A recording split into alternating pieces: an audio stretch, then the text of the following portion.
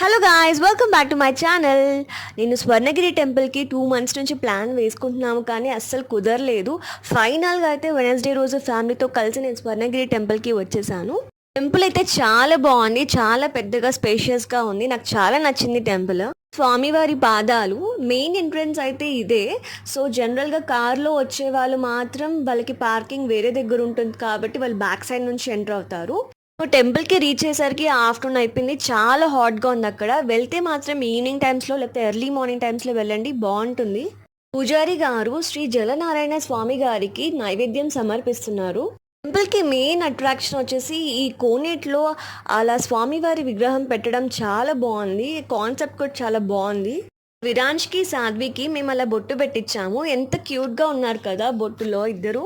1 minute వీడియోలో మొత్తం temple నేను చూపించలేకపోతున్నాను, అందుకే నా నెక్స్ట్ వీడియోలో నేను కంటిన్యూ చేస్తాను పార్ట్ 2.